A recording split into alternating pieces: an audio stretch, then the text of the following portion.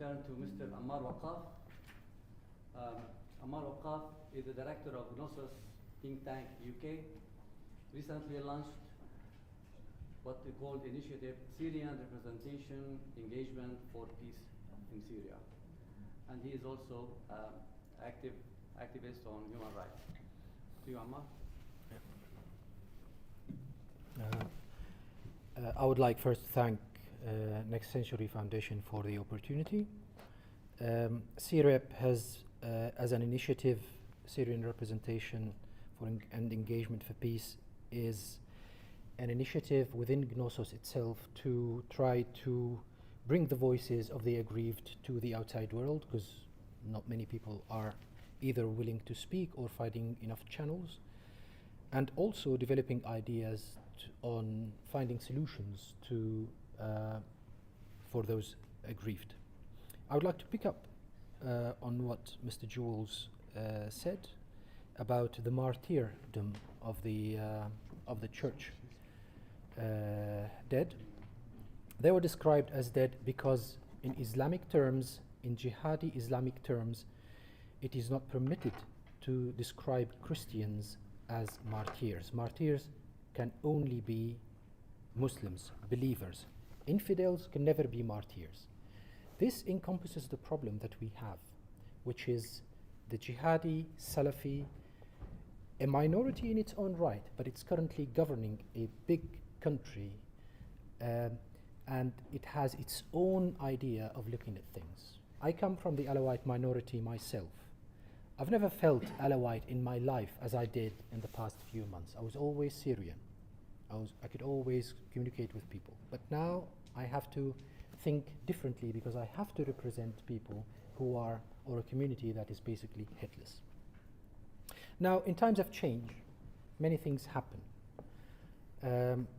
And it's, you know, accidents happen and all that stuff. What needs to be done, I can describe to, you know, till tomorrow, all the atrocities that I have heard. CREP has listened, and it has accumulated certain evidence about the atrocities in Syria, especially during the months of March.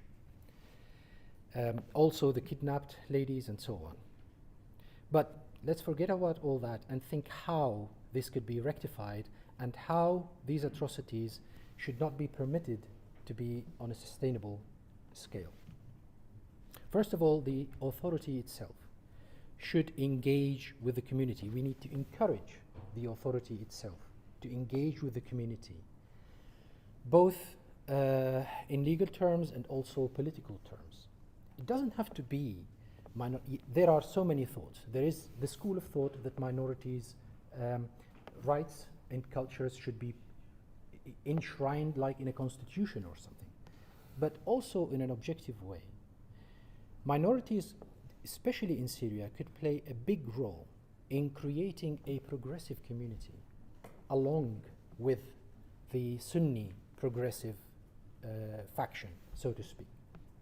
So there are quite a few solutions, but the authority itself need to engage. Now, we have delivered the voice to the Parliament of the United Kingdom, the House of Commons, to the Dutch Parliament, and to other places. And we need to engage more, and we're most open about how to do this.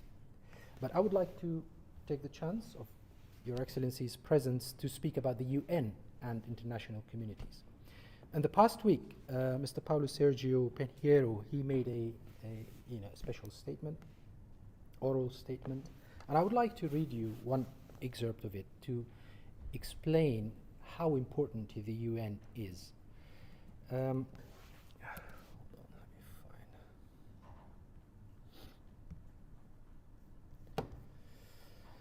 It reads, part of it, it reads, he's speaking about the massacres in March, mainly. The retaliatory attacks, I'm quoting, the retaliatory attacks witnessed in the coast in March and seen on a smaller scale in other parts of the country are in part a response to 5 decades of systematic crimes perpetrated by security forces with impunity, which affected all Syrians. They were further inflamed by actions taken by previous successive Assad-led governments and that pitted communities against each other. of one another. To me, this sort of statement partly condones what took place. It's just like, it is equivalent to telling a lady that has been raped that her dressing is partly a cause for that action. It is very dangerous to speak like this. Now, part of what I have learned, I've been in contact, and those of you who deal with human rights stuff must have been also in contact with people who are aggrieved. It is very painful. It is not for the faint-hearted. It's very painful to listen to a lady describing how she was gang raped. We cannot condone atrocities against minorities, especially if they are fueled by a doctrine, just like the martyr stuff. Alawites are infidels. Christians are infidels. Ismailis, Yazidis are infidels. Last week, a lady was released from Syria and went back to Iraq. She's of the Yazidi community over there. The Yazidis in Iraq were never responsible for any oppression against no matter who in Iraq. This is a doctrine that allows a certain group of people to commit crimes with impunity from God. They are not governed by our laws. They are governed by Sharia law.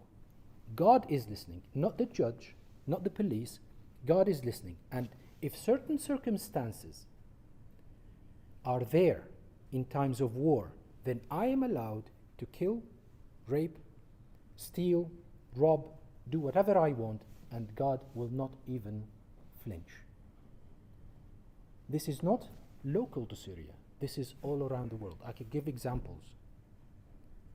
And we need to address this. And we need, and I would ask the UN, represented by your good self, sir, to be a little bit more critical. Because not only we need to allow the current authorities to engage or encourage them to engage, we also need to ensure them that someone is watching. They need to feel some accountability. And with that, I would like to end my presentation. Thank you very much for the opportunity.